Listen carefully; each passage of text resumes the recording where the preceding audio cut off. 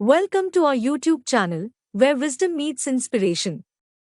In this channel, we share valuable insights to help you become the best version of yourself. जननीं शारदां देवीं रामकृष्णं जगद्गुरुं पादपद्मे तयोषित्वा ಪ್ರಣಮಾಮಿ ಮುಹುರ್ಮುಹುಃ. ಪೂಜ್ಯ ಸ್ವಾಮಿ ಚಿತ್ತಕಾಮಾಂಜಿಯವರಿಗೆ ನನ್ನ ಪ್ರಣಾಮಗಳನ್ನು ಸಲ್ಲಿಸ್ತಾ, ಆತ್ಮೀಯ ಭಕ್ತರೇ, ಇವತ್ತಿನ ವಿಷಯ ಶ್ರೀರಾಮಕೃಷ್ಣ ಧ್ರುವತಾರೆ ಅಂತ. ಧ್ರುವತಾರೆ ಅಂದ್ರೆ ಏನು? ಧ್ರುವತಾರೆ ಅಂದ್ರೆ ಇಂಗ್ಲಿಷ್ನಲ್ಲಿ ಅದಕ್ಕೆ ಪೋಲ್ ಸ್ಟಾರ್ ಅಂತ ಕರೀತಾರೆ. ಪೋಲ್ ಸ್ಟಾರ್ ಒಂದು ರೀತಿಯಲ್ಲಿ ಸಮುದ್ರದಲ್ಲಿ ಪ್ರಯಾಣ ಮಾಡ್ತಕ್ಕಂತಹ ವ್ಯಕ್ತಿಗಳಿಗೆ ಮಾರ್ಗದರ್ಶನ ಮಾಡ್ತಕ್ಕಂಥದ್ದು, ಹೇಗೆ ಹೋಗ್ಬೇಕು ಅನ್ನುವಂಥ ಮುಂದಿನ ದಿಕ್ಸೂಚಿ ಇದ್ದಂತೆ. ಸೊ ಆ ಪೋಲ್ ಸ್ಟಾರ್ ಅನ್ನುವಂಥದ್ದು ಅವರಿಗೆ ಸಮುದ್ರದಲ್ಲಿ ಯಾವ ದಿಕ್ಕಲ್ಲಿ ಹೋಗ್ಬೇಕು ಅಂತ ಹೇಳಿ ಅವರಿಗೆ ಸೂಚನೆ ಕೊಡುತ್ತೆ. ಸೊ ಆ ಹಿನ್ನೆಲೆಯಲ್ಲಿ ಈ ವಿಷಯವನ್ನ ಆರಿಸ್ಕೊಂಡಿರುವಂಥದ್ದು ಶ್ರೀರಾಮಕೃಷ್ಣ ಧ್ರುವತಾರೆ. ಅಂದ್ರೆ ನಮ್ಮ ಜೀವನಕ್ಕೆ ಒಂದು ದಿಕ್ಸೂಚಿಯಾಗಿ ಶ್ರೀರಾಮಕೃಷ್ಣ ಇದ್ದಂತೆ. ಶ್ರೀರಾಮಕೃಷ್ಣ ಒಂದು ಆಧಾರವಾಗಿ ಇಟ್ಕೊಂಡು ನಮ್ಮ ಜೀವನವನ್ನ ನಾವು ಹೇಗೆ ನಿರ್ಮಾಣ ಮಾಡ್ಕೊಳ್ಬಹುದು, ಅವ್ರು ತೋರಿಸ್ಕೊಟ್ಟಂತ ಆದರ್ಶದಲ್ಲಿ ನಮ್ಮನ್ನು ನಾವು ಒಂದು ಪರಿವರ್ತನೆ ಮಾಡ್ಕೊಳ್ಳೋದು ಹೇಗೆ ಅನ್ನುವಂಥ ಒಂದು ಪುಟ್ಟ ಪ್ರಯತ್ನ ಈ ಒಂದು ಉಪನ್ಯಾಸ. ಶ್ರೀರಾಮಕೃಷ್ಣ ನಮ್ಮ ಮುಂದಿಟ್ಟಂತ ಆದರ್ಶ ಯಾವುದು ಅನ್ನೋದನ್ನ ಮೊದಲು ನೋಡ್ಲಿಕ್ಕೆ ಪ್ರಯತ್ನ ಮಾಡೋಣ. ಶ್ರೀರಾಮಕೃಷ್ಣರು ನಮ್ಮ ಎದುರಿಗೆ 2 ಆದರ್ಶ ಇಟ್ಟಿದ್ದಾರೆ. ಮೊದಲನೇದ್ದು ಭಗವತ್ ಸಾಕ್ಷಾತ್ಕಾರವೇ ಜೀವನದ ಉದ್ದೇಶ. ಇದು ಶ್ರೀರಾಮಕೃಷ್ಣ ಕೊಟ್ಟಂತ ಮೊದಲನೇ ಆದರ್ಶ, ಭಗವತ್ ಸಾಕ್ಷಾತ್ಕಾರವೇ ಜೀವನದ ಉದ್ದೇಶ. 2ನೇ ಆದರ್ಶ ಅವ್ರು ನಮ್ಮ ಎದುರಿಗೆ ಇಟ್ಟಿದ್ದೇನು ಅಂದ್ರೆ, ಅವ್ರು ಯಾವಾಗಲೂ ಕೂಡ ಭಕ್ತರಿಗೆ ಹರಿಸ್ತಾ ಇದ್ದಿದ್ದು ನಿಮಗೆಲ್ಲ ಆಧ್ಯಾತ್ಮಿಕ ಜಾಗೃತಿ ಉಂಟಾಗಲಿ ಅಂತ. ಉದಾಹರಣೆಗೆ 1886 ಜನವರಿ 1ನೇ ತಾರೀಕು ಶ್ರೀರಾಮಕೃಷ್ಣರು ಯಾವಾಗ ಕಾಶಿಪುರದಲ್ಲಿದ್ರು, ಆಗ ಮಧ್ಯಾಹ್ನ 3:30 ಹೊತ್ತಿಗೆ ಅವರು ತಮ್ಮ ಕೋಣೆಯಿಂದ ಕೆಳಗಿಳಿದು ಬಂದಾಗ ಅಲ್ಲಿರ್ತಕ್ಕಂಥ ಭಕ್ತರಿಗೆಲ್ಲ ನೋಡಿ ಈ ಮಾತನ್ನು ಹೇಳ್ತಾರೆ, ನಿಮಗೆಲ್ಲರಿಗೂ ಕೂಡ ಆಧ್ಯಾತ್ಮಿಕ ಜಾಗೃತಿ ಉಂಟಾಗಲಿ ಅಂತ. ಅದರ ಪ್ರಭಾವದಿಂದಾಗಿ ಅಲ್ಲಿರ್ತಕ್ಕಂಥ ಎಷ್ಟೋ ಭಕ್ತರಿಗೆ ಹಲವಾರು ಆಧ್ಯಾತ್ಮಿಕ ಅನುಭವಗಳಾಗುತ್ತೆ. ಹೀಗಾಗಿ ಅವತ್ತಿನ ದಿವಸವನ್ನು ನಾವು ಕಲ್ಪತರು ದಿವಸ ಅಂತ ಆಚರಿಸ್ತೀವಿ. ಸೊ 2 ಆದರ್ಶ, ಮೊದಲನೇದ್ದು ಭಗವತ್ ಸಾಕ್ಷಾತ್ಕಾರವೇ ಜೀವನದ ಉದ್ದೇಶ, 2ನೇದ್ದು ನಿಮಗೆಲ್ಲ ಆಧ್ಯಾತ್ಮಿಕ ಜಾಗೃತಿ ಉಂಟಾಗಲಿ. ಈ 2 ಅಂಶಗಳು ಮುಖ್ಯವಾಗಿ ಶ್ರೀರಾಮಕೃಷ್ಣ ಜೀವನದಿಂದ ನಮಗೆ ಬರ್ತಕ್ಕಂಥದ್ದು. ಈಗ ಇವನ್ನ ಸ್ವಲ್ಪ ಅರ್ಥ ಮಾಡ್ಕೊಳ್ಳಕ್ಕೆ ನಾವು ಪ್ರಯತ್ನ ಮಾಡೋಣ. ಮೊದಲನೇ ಆದರ್ಶ ಯಾವುದು? ಭಗವತ್ ಸಾಕ್ಷಾತ್ಕಾರವೇ ಜೀವನದ ಉದ್ದೇಶ. ಈ ಮಾತನ್ನ ಶ್ರೀರಾಮಕೃಷ್ಣ ಪರಮಹಂಸರು ತಮ್ಮ ಹತ್ತಿರ ಬಂದಂತ ಪ್ರತಿಯೊಬ್ಬ ವ್ಯಕ್ತಿಗೂ ಹೇಳ್ತಾ ಇದ್ರು. ಆ ವ್ಯಕ್ತಿ ಮುಂದೆ ಸನ್ಯಾಸಿ ಆಗೋನಿದ್ರು, ಅವನಿಗೂ ಮತ್ತೆ ಹೇಳ್ತಾನೆ ಇರ್ತಿದ್ರು, ಭಗವತ್ ಸಾಕ್ಷಾತ್ಕಾರ ಉದ್ದೇಶ, ಅದಕ್ಕಾಗಿ ಪ್ರಯತ್ನ ಮಾಡು, ನೀ ಇಲ್ಲಿ ಬಂದು ಕೂಡ ನಿದ್ದೆ ಮಾಡ್ತಾ ಇದ್ದರೆ ಹೇಗೆ ಸಾಧನೆ ಮಾಡ್ಬೇಕು ಅಂತ ಹೇಳಿ ತಮ್ಮ ಭಕ್ತರಿಗೆಲ್ಲರಿಗೂ ಕೂಡ ಅವಾಗ ಎಬ್ಬಿಸಿ ಪಂಚವಟ್ಟಿಗೋ ಇನ್ನೊಂದು ಕಡೆಗೂ ಧ್ಯಾನ ಕಳಿಸ್ತಾ ಇರ್ತಿದ್ರು. ಅಂದ್ರೆ ಮತ್ತೆ ಈ ಮಾತನ್ನ ತಮ್ಮ ಶಿಷ್ಯರಿಗೆ ಹೇಳ್ತಾ ಇದ್ರು.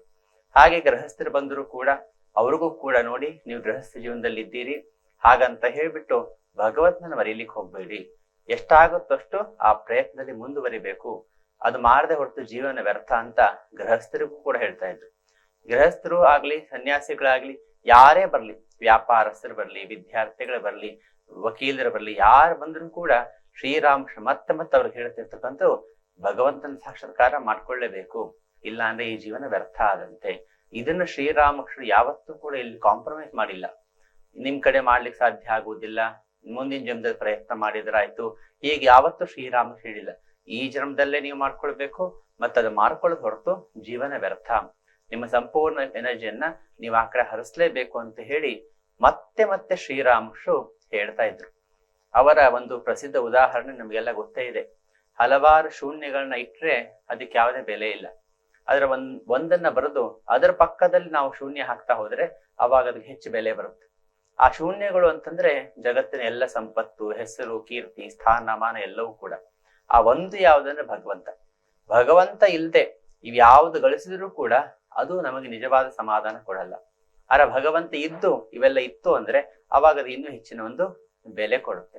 ಸೊ ಹೀಗಾಗಿ ಶ್ರೀರಾಮಕೃಷ್ಣ ಬೋಧನೆಯ ಮತ್ತೆ ಪಲ್ಲವಿ ಏನು ಅಂದ್ರೆ, ಭಗವಂತನ ಸಾಕ್ಷಾತ್ಕಾರ ಮಾಡ್ಕೊಳ್ಳೋ ಪ್ರಯತ್ನ ಮಾಡ್ಲೇಬೇಕು ಪ್ರತಿಯೊಬ್ಬರು. ಅಲ್ಲಿ ಯಾವುದೇ ಕಾರಣಕ್ಕೂ ಶ್ರೀರಾಮಕೃಷ್ಣರು ಕಾಂಪ್ರಮೈಸ್ ಮಾಡ್ತಾ ಇರ್ಲಿಲ್ಲ. ಯಾರು ಬಂದ್ರು, ಯಾವ ಪರಿಸ್ಥಿತಿಯಲ್ಲಿದ್ರು, ಅವರು ಗಿರೀಶ್ ಚಂದ್ರ ಘೋಷ್ ನಾಟಕ ಕಂಪನಿ ಕೆಲಸ ಮಾಡ್ತಕ್ಕಂಥ ವ್ಯಕ್ತಿಗಳಾಗಿರಬಹುದು, ಅಥವಾ ಯಾವುದೇ ಭಕ್ತರು ಬರ್ಲಿ, ಯಾವುದೇ ಸ್ತರದರು ಬರ್ಲಿ, ಮತ್ತೆ ಮತ್ತೆ ಶ್ರೀರಾಮ್ ಹೇಳ್ತಾ ಇದ್ರು, ಸಾಕ್ಷಾತ್ಕಾರಕ್ಕಾಗಿ ನೀನು ಪ್ರಯತ್ನ ಪಡಬೇಕು. ಹಾಗಾದ್ರೆ ಇಲ್ಲೊಂದು ಪ್ರಶ್ನೆ ಬರುತ್ತೆ, ಸಾಕ್ಷಾತ್ಕಾರ ಅಂದ್ರೇನು? ನಾವು ಕನಸಿನಲ್ಲೋ ಅಥವಾ ಏನೋ ಒಂದು ಭಾವನಾತ್ಮಕವಾಗಿಯೋ ಯಾವುದೋ ಇಷ್ಟ ದೇವತೆಯ ಅಥವಾ ಯಾವುದೋ ದೇವರ ಒಂದು ಮೂರ್ತಿಯನ್ನು ದರ್ಶನ ಮಾಡ್ತಕ್ಕಂಥದ್ದು, ಅಥವಾ ನಮಗೇನೋ ಒಂದು ಕನಸಿನಲ್ಲಿ ಏನೋ ಒಂದು ಕಾಣ್ತಕ್ಕಂಥದ್ದು, ಅಥವಾ ಇನ್ನೊಂದೇನೋ ಒಂದು ದರ್ಶನ ಆಗ್ತಕ್ಕಂಥದ್ದು, ಇದಾ ಸಾಕ್ಷಾತ್ಕಾರ ಅಂತಂದ್ರೆ ಅದಕ್ಕೆ ಉತ್ತರವಾಗಿ ಕಠೋಪನಿಷತ್ತಲ್ಲಿ ಒಂದು ಮಾತು ಬರುತ್ತೆ, ಯಥೋದಕಂ ಶುದ್ಧೆ ಶುದ್ಧ ಮಾಸಿಕ್ತಂ ತಾದೃಗೇವ ಭವತಿ ಏವಂ ಮುನಿಯ ವಿಜಾನಾಥ ಆತ್ಮ ಭವತಿ ಗೌತಮ. ಒಂದು ಪರಿಶುದ್ಧವಾದ ನೀರನ್ನ ಇನ್ನೊಂದು ಶುದ್ಧವಾದ ನೀರಿಗೆ ಹಾಕಿದಾಗ ಅದು ಅಲ್ಲಿ ಪರಿಶುದ್ಧವಾಗಿ ನೀರಾಗಿ ಉಳಿಯುತ್ತೆ. ಹೀಗೆ ಒಬ್ಬ ವ್ಯಕ್ತಿ ಭಗವಂತನನ್ನ ಅಥವಾ ತನ್ನ ನಿಜ ಸ್ವರೂಪವನ್ನ ಕಂಡುಕೊಂಡಾಗ ಅವನು ಅದರಲ್ಲೇ ಮರ್ಜ್ ಆಗ್ತಾನೆ ಅಂತ ಹೇಳಿ ಕಠೋಪನಿಷತ್ ಹೇಳ್ತಕ್ಕಂಥದ್ದು. ಅಂದ್ರೆ ಏನರ್ಥ? ಭಗವಂತರಲ್ಲೇ ಆ ವ್ಯಕ್ತಿ ಮರ್ಜ್ ಆಗ್ತಾನೆ ಅಂದ್ರೆ ಅವನ ಸೀಮಿತ ವ್ಯಕ್ತಿತ್ವ ಅನಂತವಾದ ವ್ಯಕ್ತಿತ್ವ ಆಗುತ್ತೆ. ಅವನು ಇಷ್ಟು ದಿವಸ ಏನು ತನ್ನ ಬಗ್ಗೆ ಒಂದು ಸೀಮಿತವಾಗಿ ಭಾವಿಸ್ತಾ ಇದ್ನೋ ಅದು ಹೊರಟೋಗಿ ಅಲ್ಲಿ ಅನಂತತೆ ವ್ಯಾಪಿಸುತ್ತೆ. ಉದಾಹರಣೆಗೆ ಸಮುದ್ರದಿಂದ ಅಲೆ ಮೇಲೆ ಇಳುತ್ತೆ, ಆ ಅಲೆ ಪುನಃ ಸಮುದ್ರದಲ್ಲಿ ಲಯ ಆಯ್ತು ಅಂದ್ರೆ ಅಲ್ಲಿ ಅಲೆ ಇಲ್ಲ, ಪೂರ್ತಿ ಸಮುದ್ರವೇ ಇದೆ. ಹೀಗೆ ಭಗವಂತನ ಸಾಕ್ಷಾತ್ಕಾರ ಪಡ್ಕೊಂಡಂತ ವ್ಯಕ್ತಿ ಅವನಾಗಿರುವುದಿಲ್ಲ. ಅವನ ಮೂಲಕ ಭಗವಂತನ ಶಕ್ತಿ ಕೆಲಸ ಮಾಡ್ಲಿಕ್ಕೆ ಪ್ರಾರಂಭ ಆಗುತ್ತೆ. ಅವನು ತನ್ನ ಸೀಮಿತ ವ್ಯಕ್ತಿತ್ವವನ್ನು ಮೀರಿ ಹೋಗ್ತಾನೆ. ಸ್ವಾಮಿ ವಿವೇಕಾನಂದರು ಜ್ಞಾನ ಯೋಗದ ಬಗ್ಗೆ ಉಪನ್ಯಾಸ ಮಾಡ್ತಾ ಹೇಳ್ತಾರೆ, ನಾವೆಲ್ಲರೂ ಕೂಡ ಇನ್ನೂ ಕೂಡ ನಮ್ಮ ಇಂಡಿವಿಜುವಾಲಿಟಿನ ಪಡ್ಕೊಂಡಿಲ್ಲ ಅಂತ. ವಿವೇಕಾನಂದ ಹೇಳ್ತಾರೆ, ಆ ಸಾಕ್ಷಾತ್ಕಾರ ಮಾಡ್ಕೊಂಡಾಗ ನಾವು ನಿಜವಾಗ್ಲೂ ನಮ್ಮ ಇಂಡಿವಿಜುವಾಲಿಟಿ ಪಡ್ಕೊಳ್ತೀವಿ ಅಂತ. ಅದೇ ನಮ್ಮ ನಿಜ ಸ್ವರೂಪ. ಈಗ ನಾನು ಇಂಥ ಶರೀರದವನು, ನಾನು ಇಂಥ ವ್ಯಕ್ತಿ ಅಂತ ಯಾವುದೋ ಭ್ರಮೆಯ ಇಂಡಿವಿಜುವಾಲಿಟಿಯಲ್ಲಿ ನಾವಿದ್ದೀವಿ ಅಂತ. ಸೊ ಹೀಗೆ ಈ ಸೀಮಿತ ವ್ಯಕ್ತಿತ್ವ ಮೀರಿ ಅನಂತತೆಯಲ್ಲಿ ನಾವು ಮರ್ಜ್ ಆಗ್ತಕ್ಕಂಥದ್ದೇ ಸಾಕ್ಷಾತ್ಕಾರ. ಇದನ್ನ ಶ್ರೀರಾಮಕೃಷ್ಣ ಮತ್ ಹೇಳ್ತಾ ಇದ್ರು. ಅಂದ್ರೆ ನಿಮ್ಮ ಸೀಮಿತ ಆಯಾಮವನ್ನ ನೀವು ಮೀರಿ ಹೋಗುವಂತಾಗಬೇಕು. ಹಾಗಾದ್ರೆ ಏನು ಮುಖ್ಯವಾಗಿ ಸಾಕ್ಷಾತ್ಕಾರ ಅಂತ ಸರಳವಾಗಿ ಅರ್ಥ ಮಾಡ್ಕೊಳ್ಳೋದಾದ್ರೆ, ನಾನು ನನ್ನದು ಈ ಪರಿಕಲ್ಪನೆ ಬದಲಾಗಬೇಕು. ಸ್ವಾಮಿ ವಿವೇಕಾನಂದರು ಉಪನ್ಯಾಸಗಳು ಒಂದ್ ಕಡೆ ಹೇಳ್ತಾರೆ, ಎಲ್ಲಾ ಯೋಗದ ಮುಖ್ಯ ಉದ್ದೇಶ ಅಂದ್ರೆ ಸೆಲ್ಫ್ ಅಬ್ನೆಗೇಷನ್. ನಾನು ನನ್ನದು ಅಂತಕ್ಕಂಥದ್ದು ಪರಿವರ್ತನೆ ಆಗ್ತಕ್ಕಂಥದ್ದೇ ಯೋಗದ ಉದ್ದೇಶ. ನಾನು ನನ್ನದು ಇದು ನಮ್ಮಲ್ಲಿ ಯಾವಾಗಲೂ ಇದ್ರ ಬಗ್ಗೆ ಒಂದು ಕಲ್ಪನೆ ಇದ್ದೇ ಇರುತ್ತೆ. ಒಂದು ಸಣ್ಣ ಮಗುವಿಂದ ಹಿಡಿದು ಒಬ್ಬ ವಯಸ್ಸಾದ ವ್ಯಕ್ತಿ ಇದ್ರು ಕೂಡ ಅವನ ಬಗ್ಗೆ ಒಂದು ಕಲ್ಪನೆ ಇರುತ್ತೆ, ಅವನದು ಅನ್ನೋದ್ರ ಬಗ್ಗೆ ಒಂದು ಕಲ್ಪನೆ ಇರುತ್ತೆ. ಈ ಪರಿವರ್ತನೆ ಆಗ್ಬೇಕು. ಈಗ ನಾನು ಅಂದ್ರೆ ಏನು? ಶ್ರೀರಾಮಕೃಷ್ಣ ಪರಮಹಂಸರು ಹೇಳ್ತಾ ಇದ್ರು, ನಮ್ದೆಲ್ಲರಿಗೂ ಕೂಡ ಈಗಿರೋದು ಕಾಚಾ ಆಮಿ, ಅದು ಪಾಕ ಆಮಿ ಆಗ್ಬೇಕು ಅಂತ. ಅಂದ್ರೆ ನಮ್ಮಲ್ಲಿ ಇರ್ತಕ್ಕಂಥದ್ದು ಈಗ ಕಾಚಾ ಆಮಿ ಅಂದ್ರೆ ಕಚ್ಚಾ ಅಹಂಕಾರ, ಅದು ಪಕ್ವವಾದ ಅಹಂಕಾರ ಆಗ್ಬೇಕು. ಅಹಂಕಾರ ಯಾವತ್ತೂ ನಾಶ ಆಗಲ್ಲ, ಅದು ಇದ್ದೇ ಇರುತ್ತೆ. ಆದ್ರೆ ಈಗ ನಮಗಿರ್ತಕ್ಕಂಥ ಅಹಂಕಾರ ಯಾವುದು? ನಾನು ಶ್ರೀಮಂತ, ನಾನು ಬಡವ, ನಾನು ಸುಂದರವಾಗಿದ್ದೀನಿ, ನಾನು ಕುರೂಪವಾಗಿದ್ದೇನೆ, ನಾನು ವಿದ್ಯಾವಂತ, ನಾನ್ ದಡ್ಡ, ನಾನ್ ದೊಡ್ಡವನು, ನಾನ್ ಸಣ್ಣವನು, ನಾನ್ ಪುರುಷ, ನಾನು ಸ್ತ್ರೀ, ನಾನು ಇಂಥ ಜಾತಿಗೆ ಸೇರಿದವನು, ನಾನು ಇಂಥ ದೇಶಕ್ಕೆ ಸೇರಿದವನು. ಹೀಗೆ ನಾವು ಯಾವುದೋ ಒಂದು ರೀತಿಯಲ್ಲಿ ನಮ್ಮ ಬಗ್ಗೆ ಭಾವಿಸ್ತಾ ಇದ್ದೇವೆ. ಇದೆಲ್ಲವೂ ಕೂಡ ಕಾಚಾ ಆಮಿ, ಕಚ್ಚಾ ಅಹಂಕಾರ. ಆದ್ರೆ ಶ್ರೀರಾಮಕೃಷ್ಣ ಹೇಳ್ತಾ ಇದ್ರು, ಇದು ಪಾಕ ಆಮಿ ಆಗ್ಬೇಕು. ಸಾಕ್ಷಾತ್ಕಾರ ಆದ್ರೆ ಏನಾಗುತ್ತೆ? ಈ ನಾನು ಅಂತಕ್ಕಂಥದ್ದು, ನಾನು ಶ್ರೀಮಂತ, ಬಡವ, ಕುರೂಪಿ, ಸುರೂಪಿ ಇಂಥದ್ದೆಲ್ಲವೂ ಹೊರಟೋಗಿ ನಾನು ಭಗವಂತನ ಮಗು, ನಾನು ಭಗವಂತನ ದಾಸ, ಅಥವಾ ನಾನು ಭಗವಂತನಿಗೆ ಸೇರಿದವನು, ನಾನು ಚೈತನ್ಯ ಸ್ವರೂಪಿ, ಈ ಭಾವ ಗಟ್ಟಿ ಆಗ್ತಾ ಬರುತ್ತೆ. ಸೊ ಇದು ಮುಖ್ಯವಾಗಿ ಆಗ್ಬೇಕಾಗಿದ್ದು. ಕೇವಲ ಬೌದ್ಧಿಕವಾಗಿ ಅಲ್ಲ, ಅದು ಅವನ ಅನುಭವಕ್ಕೆ ಬರ್ಬೇಕು. ನಾನು ಭಗವಂತನಿಗೆ ಸೇರಿದವನು, ನಾನು ಭಗವಂತನ ಮಗು, ಅಥವಾ ನಾನು ಭಗವಂತನ ದಾಸ, ಅಥವಾ ನಾನು ಚೈತನ್ಯ ಸ್ವರೂಪಿ, ಈ ಶರೀರ ಮನಸ್ಸಿಗಿಂತ ಭಿನ್ನ ಅಂತ ಹೇಳಿ ಅವನಿಗೆ ಅನಿಸ್ಲಿಕ್ಕೆ ಪ್ರಾರಂಭ ಆಗುತ್ತೆ, ಅವನಿಗೆ ಅನುಭವ ಆಗತ್ತೆ. ಇದಕ್ಕೆ ಸಾಕ್ಷಾತ್ಕಾರ ಅನ್ನುವಂಥದ್ದು. ಹೇಗೆ ಅಂತಂದ್ರೆ ಶ್ರೀರಾಮಕೃಷ್ಣರು ಇದಕ್ಕೊಂದು ಸರಳವಾದಂತಹ ಉದಾಹರಣೆ ಕೊಡ್ತಾ ಇದ್ರು. ಉದಾಹರಣೆಗೆ ತೆಂಗಿನಕಾಯಿ ಹಣ್ಣಾಯ್ತು ಅಂದ್ರೆ ಅದರಲ್ಲಿರ್ತಕ್ಕಂಥ ನೀರೆಲ್ಲ ಬತ್ತು ಹೋಗ್ಬಿಡುತ್ತೆ. ಅವಾಗ ಹೊರಗಡೆ ಇರ್ತಕ್ಕಂಥ ಕವಚ ಆಯ್ತು, ಒಳಗಡೆ ಇರ್ತಕ್ಕಂಥ ಪದಾರ್ಥ ಆಯ್ತು, ಅದು ಬೇರೆ ಬೇರೆಯಾಗಿ ಗೊತ್ತಾಗ್ತಿರುತ್ತೆ, ಅದು ಶಬ್ದ ಮಾಡ್ತಾ ಇರೋದು ಗೊತ್ತಾಗುತ್ತೆ. ಅದೇ ಅಲ್ಲಿ ನೀರಿತ್ತು ಅಂತಂದ್ರೆ ಅವಾಗ ನಮಗೆ ಒಳಗಡೆ ಕಾಯಿ ಇರೋದು ಗೊತ್ತಾಗಲ್ಲ. ಹಾಗೇನೆ ಯಾವ ವ್ಯಕ್ತಿಯಲ್ಲಿ ಆ ಒಳಗಿರ್ತಕ್ಕಂಥ ಮಾಯೆ ಅಥವಾ ಅಜ್ಞಾನ ಬತ್ತು ಹೋಗಿದೆಯೋ ಅವನಿಗೆ ಶರೀರ ಬೇರೆ, ತಾನು ಬೇರೆ ಅಂತ ಸ್ಪಷ್ಟವಾಗಿ ಅನುಭವ ಆಗ್ತಿರುತ್ತೆ. ನಾನು ಆತ್ಮಸ್ವರೂಪಿ, ಈ ಶರೀರ ಬೇರೆ, ನಾನ್ ಬೇರೆ ಅಂತ. ಹೀಗೆ ಗೊತ್ತಾದಾಗ ಅವನು ಅದರ ಮೋಹಕ್ಕೆ ಒಳಗಾಗುವುದಿಲ್ಲ. ಸೊ ಇದು ಮೊದಲನೇ ಅಂಶ, ನಾನು ಅನ್ನುವಂಥ ಪರಿಕಲ್ಪನೆ. ನಾನು ಅಂತಂದರೆ ಈ ಶರೀರ ಅಲ್ಲ, ನಾನು ಅಂದರೆ ಇಂಥ ವ್ಯಕ್ತಿ ಅಲ್ಲ, ನಾನೇನೂ ಕಲ್ಪನೆ ತಾಳಿದ್ದೇನೆ ಅದಲ್ಲ, ಬದಲಾಗಿ ನಾನು ಯಾರು? ನಾನು ಭಗವಂತನ ಮಗು. ಸ್ವಾಮಿ ವಿವೇಕಾನಂದರು ಅಮೇರಿಕಾದಲ್ಲಿದ್ದಾಗ ನೀವೆಲ್ಲರಿಗೂ ಕೂಡ ನೀವು ಆತ್ಮಸ್ವರೂಪರು ಅಂತ ಹೇಳ್ತಾ ಹಿಪ್ನಟೈಸ್ ಮಾಡ್ತಾ ಇದ್ದೀರಿ ಅಂತ ಹೇಳ್ತಾರೆ. ಅದಕ್ಕೆ ವಿವೇಕಾನಂದ ಹೇಳ್ತಾರೆ, ನಾನು ಹಿಪ್ನಟೈಸ್ ಮಾಡ್ತಾ ಇಲ್ಲ, ಡಿಹಿಪ್ನಟೈಸ್ ಮಾಡ್ತಾ ಇದ್ದೇನೆ. ಪ್ರತಿಯೊಬ್ಬರು ಕೂಡ ಆಲ್ರೆಡಿ ತಮ್ಮ ಬಗ್ಗೆ ತಾವು ಇಂಥವ್ರು ಅಂತ ಹೇಳಿ ಯಾನ್ ಶ್ರೀಮಂತ ಬಡವ ಹೀಗೆ ಏನೋ ಭಾವಿಸ್ತಾ ಹಿಪ್ನಟೈಸ್ ಆಗಿಬಿಟ್ಟಿದ್ದಾರೆ. ನಾನು ಅವರಿಗೆ ನೀವು ಆತ್ಮಸ್ವರೂಪರು ಅಂತ ಹೇಳ್ತಾ ಡಿಹಿಪ್ನಟೈಸ್ ಮಾಡ್ತಾ ಇದ್ದೇನೆ. ಸೊ ಇಲ್ಲಿ ಮುಖ್ಯ ಶ್ರೀರಾಮ ಹೇಳ್ತಾ ಇದ್ದಾರೆ, ನಾನು ಅನ್ನುವಂಥ ಪರಿಕಲ್ಪನೆ ಬದಲಾಗಬೇಕು. ಇದು ಸಾಕ್ಷಾತ್ಕಾರದ ಉದ್ದೇಶ. ಇನ್ನೊಂದೇನು? ನನ್ನದು ಅಂತ. ನನ್ನದು ಅಂದರೆ ಯಾವುದು? ಈ ಶರೀರ ನಂದು. ಈ ಶರೀರ ನನ್ನದು ಆದಮೇಲೆ ಈ ಶರೀರದ ರಕ್ತ ಸಂಬಂಧಿಕರೆಲ್ಲ ನನ್ನವರು, ಅವ್ರನ್ನ ಚೆನ್ನಾಗಿಟ್ಟರು ನನಗೆ ಮುಖ್ಯ. ಈ ಶರೀರಕ್ಕೆ ಸುಖ ಕೊಡ್ತಕ್ಕಂಥ ನನ್ನ ಜೀವದ ಉದ್ದೇಶ, ಈ ಶರೀರಕ್ಕೆ ಹಿತ ಆಗ್ತಕ್ಕಂಥದ್ದೆಲ್ಲ ನನ್ನ ವಸ್ತುಗಳು ನನಗೆ ಬೇಕು. ಇದೆಲ್ಲವೂ ಕೂಡ ಈಗ ನಮಗಿರ್ತಕ್ಕಂತಹ ನನ್ನದು ಅನ್ನುವಂಥ ಕಲ್ಪನೆ. ಆದರೆ ಯಾವಾಗ ಈ ಶರೀರ ನಾನಲ್ಲ, ನಾನು ಭಗವಂತಂಗೆ ಸೇರಿದವರು ಅಂತ ಬರುತ್ತೋ ಆವಾಗ ಈ ಶರೀರ ಇದರ ಸಂಬಂಧಿಕರು ಎಲ್ಲರೂ ಕೂಡ ಭಗವಂತಂಗೆ ಸೇರಿದವರು ಅನ್ನೋ ಭಾವ ಬರುತ್ತೆ. ಆವಾಗ ಈ ಶರೀರ ಅಲ್ಲ, ಪ್ರತಿಯೊಂದು ಶರೀರವೂ ಕೂಡ ಭಗವಂತನಿಗೆ ಸೇರಿದ್ದು. ಕೇವಲ ಇವರು ಮಾತ್ರ ನನ್ನ ಸಂಬಂಧಿಕರಲ್ಲ, ಈ ಜಗತ್ತಿನಲ್ಲಿ ಯಾರ್ಯಾರಿದ್ದಾರೋ ಅವರೆಲ್ಲರೂ ಕೂಡ ಭಗವಂತಂಗೆ ಸೇರಿದವರು, ಹೀಗಾಗಿ ಅವರೆಲ್ಲ ನನ್ನವರು. ಈ ವಿಶಾಲವಾದ ದೃಷ್ಟಿ ಬರುತ್ತೆ. ಅವಾಗ ಏನಾಗುತ್ತೆ, ಆ ವ್ಯಕ್ತಿ ಪ್ರತಿಯೊಬ್ಬರನ್ನೂ ಕೂಡ ಸಮಾನವಾಗಿ ಪ್ರೀತಿಸಲಿಕ್ಕೆ ಸಾಧ್ಯ ಆಗುತ್ತೆ. ಈಗ ಕೇವಲ ತನ್ನ ರಕ್ತ ಸಂಬಂಧಿಗಳು, ತನ್ನ ಶರೀರಕ್ಕೆ ಸುಖ ಕೊಡ್ತಕ್ಕಂಥ ವ್ಯಕ್ತಿಗಳು, ತನ್ನ ಶರೀರಕ್ಕೆ ಹಿತ ಕೊಡ್ತಕ್ಕಂಥವ್ರು, ಅವ್ರನ್ನ ಮಾತ್ರ ಆತ ತನ್ನವರು ಅಂತ ಭಾವಿಸಿದ್ದಾನೆ. ಅಂಥ ವಸ್ತುಗಳನ್ನ ಪಡ್ಕೊಳ್ಳಿಕ್ಕೋಸ್ಕರ ಅವನು ಪ್ರಯತ್ನ ಪಡ್ತಾನೆ, ಆ ಶರೀರ ಸುಖಕ್ಕೋಸ್ಕರನೇ ಅವನು ಬದುಕ್ತಾನೆ. ಆದರೆ ಯಾವಾಗ ನಾನು ಭಗವಂತಂಗೆ ಸೇರಿದವರು ಅಂತ ಗೊತ್ತಾಗುತ್ತೋ, ಎಲ್ಲವೂ ಭಗವಂತಂದು ಅಂತ ಭಾವ ಆಗುತ್ತೋ, ಆವಾಗ ಅವನ ದೃಷ್ಟಿಕೋನ ಸಂಪೂರ್ಣ ಪರಿವರ್ತನೆ ಆಗುತ್ತೆ. ಅದಕ್ಕೆ ಶ್ರೀರಾಮ ಹೇಳ್ತಾ ಇದ್ರು, ಗೃಹಸ್ಥರಿಗೆ ಹೇಳ್ತಾ ಇದ್ರು, ನೀವು ಹೆಂಡತಿ ಮಕ್ಕಳು ಎಲ್ಲರ ಜೊತೆಗೆ ಚೆನ್ನಾಗಿರಿ, ಚೆನ್ನಾಗಿ ವರ್ತಿಸಿ, ಅವ್ರ ನೆನಪಿಟ್ಕೊಡ್ರಿ, ಇವ್ರು ಯಾರು ನಿನ್ನವರಲ್ಲ. ನಿಮ್ಮ ಪ್ರೀತಿ ಮಾತ್ರ ಭಗವಂತನಿಗೆ ಸೇರಬೇಕು. ಯಾಕೆಂದರೆ ಭಗವಂತ ಇವ್ರನ್ನ ಈಗ ನಿಮ್ಮ ಸಂಪರ್ಕಕ್ಕೆ ತಂದಿದ್ದಾನೆ ಒಂದು ಕರ್ಮದ ಗತಿಯ ಪ್ರಕಾರ. ಆ ಕರ್ಮದ ಗತಿ ಮುಗಿದ ಮೇಲೆ ಅವರು ಇವತ್ತಲ್ಲ ನಾಳೆ ನಿಮ್ಮನ್ನು ಬಿಟ್ಟು ಹೋಗಲೇಬೇಕಾಗತ್ತೆ. ಸೊ ಆದ್ದರಿಂದ ನೀವು ಅವರೆಲ್ಲರಲ್ಲೂ ಕೂಡ ಭಗವಂತನ ಕಂಡು ಪ್ರೀತಿಸೋದನ್ನು ಅಭ್ಯಾಸ ಮಾಡಬೇಕು. ಅವರೆಲ್ಲ ಭಗವಂತನಿಗೆ ಸೇರಿದವರು ಅನ್ನೋ ಭಾವದಲ್ಲಿ ನೀವು ಸಾಧನೆ ಮಾಡಬೇಕು, ಬದುಕಬೇಕು ಅಂತ. ಸ್ವಾಮಿ ವಿವೇಕಾನಂದರು ಜಾನ್ ಡಿ ರಾಕ್ ಫೆಲ್ಲರ್ ಅಂತ ಹೇಳಿ ಅಮೆರಿಕಾದಲ್ಲಿದ್ದಾಗ ಒಬ್ಬ ವ್ಯಕ್ತಿಗೆ ಹೇಳ್ತಾರೆ, ಈ ಹಣ ಯಾವ್ದು ನೀನು ಗಳಿಸಿದೀಯೋ ಅದು ನಿಂದಲ್ಲ, ಇದು ಭಗವಂತ ನಿನ್ನ ಕೊಟ್ಟಿದ್ದಾನೆ, ನೀನು ಕಷ್ಟೋಡಿಯನ್ನು ಮಾತ್ರ ಅಂತ. ಸೊ ಹೀಗೆ ನಮ್ಮಲ್ಲಿರ್ತಕ್ಕಂಥ ನನ್ನದು ಅಂದರೆ ನನ್ನ ಸಂಪತ್ತು, ನನ್ನ ಟ್ಯಾಲೆಂಟು, ಇದ್ಯಾವುದು ನನ್ನದಲ್ಲ, ಭಗವಂತ ನನಗಿದನ್ನ ಕೊಟ್ಟಿದ್ದಾನೆ. ಇದನ್ನು ನಾನು ಆದಷ್ಟು ಭಗವಂತನ ಸೇವೆಗೆ, ಸಮಾಜ ಸೇವೆಗೆ ಅಥವಾ ನಮ್ಮ ಜೊತೆಗಿರ್ತಕ್ಕಂಥ ವ್ಯಕ್ತಿಗಳ ಸೇವೆಗೆ ಬಳಸಬೇಕು. ಸೊ ಹೀಗೆ ನಾನು ನನ್ನದು ಈ ಎರಡು ಪರಿಕಲ್ಪನೆಗಳು ಬದಲಾಗ್ತಕ್ಕಂಥದ್ದೇ ಸಾಕ್ಷಾತ್ಕಾರ. ಸೊ ಇಲ್ಲಿ ಶ್ರೀರಾಮಕ್ಕೆ ಹೇಳ್ತಕ್ಕಂಥದ್ದು ಇಂಥ ಸಾಕ್ಷಾತ್ಕಾರ, ಭಗವತ್ ಸಾಕ್ಷಾತ್ಕಾರವೇ ಜೀವದ ಉದ್ದೇಶ ಅಂತಂದರೆ ಏನರ್ಥ? ಈ ನಾನು ನನ್ನದು ಅನ್ನೋ ಪರಿಕಲ್ಪನೆ ಬದಲಾಗಬೇಕು. ನಾನು ಭಗವಂತನಿಗೆ ಸೇರಿದವರು ಅನ್ನೋ ಭಾವ ಬರಬೇಕು. ನನ್ನದು ಅಂದರೆ ಎಲ್ಲ ಭಗವಂತನಿಗೆ ಸೇರಿದ್ದು, ನನ್ನದು ಅಂದರೆ ನಾನು ಭಗವಂತನಿಗೆ ಸೇರಿದವನು, ಭಗವಂತನಿಗೆ ಸೇರಿದವರಲ್ಲಿ ನನ್ನವರು. ಈ ಭಾವ ಗಟ್ಟಿ ಆಗ್ತಾ ಬರ್ತಕ್ಕಂಥದ್ದು ಬಹಳ ಮುಖ್ಯ. ಹಾಗಾದ್ರೆ ಇದು ಹೇಗಾಗತ್ತೆ? ಈ ನಾನು ನನ್ನದು ಅಂತಕ್ಕಂಥದ್ದು ಪರಿವರ್ತನೆ ಯಾವಾಗ ಆಗತ್ತೆ? ಇದಕ್ಕೂ ಶ್ರೀರಾಮಕೃಷ್ಣರು ಅತ್ಯಂತ ಸರಳವಾದಂಥ ಒಂದು ಉದಾಹರಣೆ ಕೊಡ್ತಾರೆ. ಅವ್ರು ಹೇಳ್ತಾರೆ, ಯಾವಾಗ ಮನಸ್ಸು ಪವಿತ್ರ ಆಗುತ್ತೋ ಆವಾಗ ಈ ಒಂದು ಭಾವ ಚೇಂಜ್ ಆಗುತ್ತೆ. ನಾನು ನಂದು ಅನ್ನೋದೇನು ಅಜ್ಞಾನ ಇದೆಯೋ ಅದು ಬದಲಾವಣೆ ಆಗೋದು ಯಾವಾಗ? ಮನಸ್ಸು ಪವಿತ್ರ ಆದಾಗ. ಇದಕ್ಕೆ ರಾಮಕೃಷ್ಣ ಉದಾಹರಣೆ ಕೊಡ್ತಾರೆ.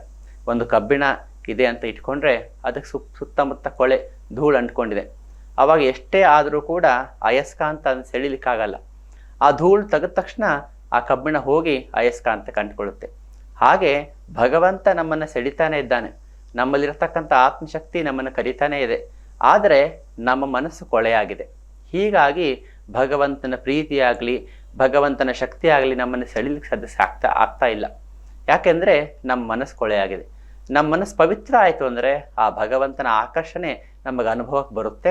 ಆವಾಗ ಈ ನಾನು ನಂದು ಅನ್ನುವಂಥದ್ದು ಪರಿವರ್ತನೆ ಆಗುತ್ತೆ. ಆವಾಗ ಭಗವಂತನ ಸಾಕ್ಷಾತ್ಕಾರ ಆಗುತ್ತೆ. ಹಾಗಾದ್ರೆ ಈಗ ಮುಂದಿನ ಪ್ರಶ್ನೆ ಬರ್ತಕ್ಕಂಥದ್ದು, ಈ ಮನಸ್ಸನ್ನು ಪರಿಶುದ್ಧ ಮಾಡೋದು ಹೇಗೆ? ಇದಕ್ಕೂ ಕೂಡ ಶ್ರೀರಾಮಕೃಷ್ಣರು ಅತ್ಯಂತ ಸರಳವಾದಂತಹ ಮಾರ್ಗವನ್ನು ಕೊಟ್ಟಿದ್ದಾರೆ. ಮೊದಲನೇದು ಅವ್ರು ಹೇಳ್ತಾರೆ ಪ್ರಾರ್ಥನೆ ಮತ್ತು ವ್ಯಾಕುಲತೆ. ಮತ್ತೆ ಶ್ರೀರಾಮಕೃಷ್ಣ ಹೇಳ್ತಕ್ಕಂಥದ್ದು ಪ್ರಾರ್ಥನೆ. ನಾವು ಭಗವಂತನ ಬಗ್ಗೆ ಯಾವುದೇ ಕಲ್ಪನೆ ಇರಲಿ, ಭಗವಂತ ಹೇಗಿದ್ದ ನಮ್ಗೆ ಸ್ಪಷ್ಟವಾದಂಥ ಕಲ್ಪನೆ ಇಲ್ಲ ಅಂದ್ರೂ ಪರವಾಗಿಲ್ಲ, ಪ್ರಾರ್ಥನೆ ಮಾಡ್ತಕ್ಕಂಥದ್ದು ಪ್ರತಿ ದಿವಸ ಬೆಳಿಗ್ಗೆ ಸಂಜೆ ಸಮಯ ಸಿಕ್ಕಾಗೆಲ್ಲ, ಹೇ ಭಗವಂತ, ನಂಗೆ ನಿನ್ನ ನಿಜ ಸ್ವರೂಪ ಗೊತ್ತಿಲ್ಲ, ಸಾಕ್ಷಾತ್ಕಾರ ಅಂದ್ರೆ ಏನು ಅಂತ ಗೊತ್ತಿಲ್ಲ, ಸಾಧನೆ ಅಂದ್ರೆ ಏನು ಅಂತ ಗೊತ್ತಿಲ್ಲ, ನನಗೆ ಯಾವುದೂ ಗೊತ್ತಿಲ್ಲ, ನನಗೆ ದಯವಿಟ್ಟು ಮಾರ್ಗದರ್ಶನ ಮಾಡು, ನನ್ನ ಕೈ ಹಿಡಿದು ಮುನ್ನಡೆಸು ಅಂತ ಪ್ರಾಮಾಣಿಕವಾಗಿ ನಾವು ಪ್ರಾರ್ಥನೆ ಮಾಡ್ತಾ ಹೋದರೆ ಭಗವಂತ ನಮಗೆ ಗುರುವಿನ ರೂಪದಲ್ಲಿ ಬಂದು ಅನುಗ್ರಹ ಮಾಡ್ತಾನೆ.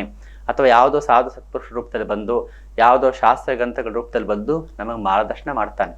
ಆದರೆ ಮುಖ್ಯವಾಗಿ ಬೇಕಾಗಿದ್ದೇನು? ಪ್ರಾರ್ಥನೆ, ಪ್ರಾಮಾಣಿಕವಾದಂಥ ಪ್ರಾರ್ಥನೆ. ಶ್ರೀರಾಮಕೃಷ್ಣ ಹೇಳ್ತಾ ಇದ್ರು, ಒಬ್ಬ ವ್ಯಕ್ತಿ ಜಗನ್ನಾಥಪುರಿಗೆ ಹೋಗ್ಬೇಕಂತ ಯಾವುದೋ ಒಂದು ದಿಕ್ಕಲ್ಲಿ ಹೋಗ್ತಾ ಇದ್ದಂತೆ, ತಪ್ಪು ದಿಕ್ಕಲ್ಲಿ. ಅವನಲ್ಲಿ ಪ್ರಾಮಾಣಿಕತೆ ಇತ್ತು, ಜಗನ್ನಾಥಪುರಿ ದರ್ಶನಕ್ಕೆ ಮಾಡಬೇಕು ಅಂತ. ಅವಾಗ ಯಾರೋ ಬಂದು ಹೇಳಿದನಂತೆ, ಈ ದಿಕ್ಕಲ್ಲಿ ಹೋದರೆ ನೀನು ಅಲ್ಲಿಗೆ ಹೋಗಲ್ಲ, ಆ ದಿಕ್ಕಲ್ಲಿ ಹೋಗು ಅಂತ. ಈ ಉದಾಹರಣೆ ಹೇಳ್ತಾ ಶ್ರೀರಾಮ ಹೇಳ್ತಾರೆ, ಪ್ರಾಮಾಣಿಕವಾದಂಥ ಭಾವ ಇದ್ದರೆ, ನಮ್ಮಲ್ಲಿ ಪ್ರಾಮಾಣಿಕತೆ ಇದ್ದರೆ, ಅಂತಹ ಪ್ರಾರ್ಥನೆ ಇದ್ದರೆ, ಯಾರೋ ಬಂದು, ನಾವು ತಪ್ಪು ಮಾಡ್ತಾ ಇದ್ರು ಕೂಡ ಯಾರೋ ಬಂದು ತಿದ್ದಿ ನಮ್ಮನ್ನು ಸರಿಯಾದ ದಾರಿಗೆ ಕರ್ಕೊಂಡು ಹೋಗ್ತಾರೆ. ಮತ್ತು ವ್ಯಾಕುಲತೆ, ವ್ಯಾಕುಲತೆ ಅಂದರೆ ಭಗವಂತನಿಗಾಗಿ ಕಣ್ಣೀರು ಸುರಿಸ್ತಕ್ಕಂಥದ್ದು, ನೀನು ನನಗೆ ಬೇಕೇ ಬೇಕು ಅಂತ ತೀವ್ರವಾಗಿ ಹಂಬಲಿಸ್ತಕ್ಕಂಥದ್ದು. ಇದನ್ನು ಶ್ರೀರಾಮಕೃಷ್ಣ ವಿಶೇಷವಾಗಿ ಹೇಳ್ತಾ ಇದ್ರು. ಯಾಕೆಂದರೆ ಎಷ್ಟೋ ಬಾರಿ ನಾವು ಸಾಧನೆ ಮಾಡ್ತೀವಿ, ಜಪಧ್ಯಾನ ಮಾಡ್ತೀವಿ, ಆದರೆ ಅದರಲ್ಲಿ ಜೋರಿರಲ್ಲ, ಅದೊಂದು ರೀತಿ ಮೋನೋಟೋನಸ್ ಆಗ್ತಾ ಹೋಗುತ್ತೆ, ಏನೋ ಮಾಡಬೇಕಲ್ಲ ಅಂತ ಮಾಡ್ತಿರ್ತೀವಿ. ಆದರೆ ವ್ಯಾಕುಲತೆ ಇದ್ದಾಗ ನನಗಿದನ್ನು ಸಾಧಿಸಲೇಬೇಕು, ಇದನ್ನು ಪಡ್ಕೊಳ್ಳೇಬೇಕು ಅನ್ನೋ ಹಂಬಲ ತೀವ್ರ ಆಗುತ್ತೆ. ಈ ತೀವ್ರವಾದ ಹಂಬಲ ಇದ್ದಾಗ ನಮ್ಮ ಸಾಧನೆ ಅನ್ನುವಂಥದ್ದು ಜೋರು ಕಾಣುತ್ತೆ. ಹೀಗಾಗಿ ಶ್ರೀರಾಮಕೃಷ್ಣರು ಮತ್ತೆ ಮತ್ತೆ ಒತ್ತಿ ಹೇಳ್ತಕ್ಕಂಥ ಮೊದಲನೇ ಅಂಶ ಯಾವುದಂದರೆ ಪ್ರಾರ್ಥನೆ ಮತ್ತು ವ್ಯಾಕುಲತೆ, ಪ್ರಾಮಾಣಿಕವಾದ ಪ್ರಾರ್ಥನೆ ಮತ್ತು ವ್ಯಾಕುಲತೆ. ಇದರ ಮೂಲಕ ನಮ್ಮ ಮನಸ್ಸು ಅನ್ನುವಂಥದ್ದು ಪವಿತ್ರ ಆಗ್ತಾ ಹೋಗುತ್ತೆ. ಎರಡನೇ ಸಾಧನೆ ಯಾವುದು ಅಂದರೆ ನಾಮಗುಣ ಕೀರ್ತನೆ. ಸದಾ ಭಗವಂತನ ಹೆಸರನ್ನು ಜಪ ಮಾಡ್ತಕ್ಕಂಥದ್ದು. ಯಾವ ದೇವರು ನಮಗೆ ಇಷ್ಟನೋ ಆ ದೇವರ ಹೆಸರನ್ನು ತಗೊಂಡು ಆ ಹೆಸರನ್ನ ಸದಾ ಕಾಲ ಮನಸ್ಸನ್ನು ಹೇಳ್ತಕ್ಕಂಥದ್ದು. ಇಲ್ಲವೇ ಯಾವುದಾದ್ರು ಗುರುಗಳಿಂದ ಮಂತ್ರ ದೀಕ್ಷೆ ಪಡೆದು ಆ ಮಂತ್ರವನ್ನು ಅವರು ಹೇಳಿಕೊಟ್ಟ ರೀತಿಯಲ್ಲಿ ಉಪಾಸನೆ ಮಾಡ್ತಕ್ಕಂಥದ್ದು, ಇದು ನಾಮ. ಎರಡನೇದು ಗುಣ. ಗುಣ ಅಂದರೆ ಭಗವಂತನ ಗುಣವನ್ನು, ಭಗವಂತನ ಬಗ್ಗೆ ಹಲವಾರು ಶ್ಲೋಕಗಳಿದೆ, ಹಲವಾರು ಪದ್ಯಗಳಿದೆ, ಹಲವಾರು ಹಾಡುಗಳಿದೆ. ಅವುಗಳಲ್ಲಿ ಒಂದೊಂದೇ ಪದವನ್ನು ತಗೊಂಡು ಹೇಗೆ ಈ ಗುಣ ಭಗವಂತನಲ್ಲಿ ವ್ಯಕ್ತ ಆಗಿದೆ ಅಂತ ಅದರ ಬಗ್ಗೆ ಯೋಚನೆ ಮಾಡುವಂಥದ್ದು, ಲೀಲಾ ಚಿಂತನೆ ಮಾಡುವಂಥದ್ದು, ಭಗವಂತನ ಜೀವನದ ಘಟನೆಗಳನ್ನ ಮತ್ತೆ ಮತ್ತೆ ನಾವು ಭಾವಿಸ್ತಕ್ಕಂಥದ್ದು. ಅದು ರಾಮಾಯಣ ಆಗ್ಬೋದು, ಭಾಗವತ ಆಗ್ಬೋದು, ಅಥವಾ ಶ್ರೀರಾಮಕೃಷ್ಣ ಜೀವನ ಆಗ್ಬೋದು, ಅವರ ಲೀಲೆಯನ್ನು ಚಿಂತನೆ ಮಾಡ್ತಕ್ಕಂಥದ್ದು.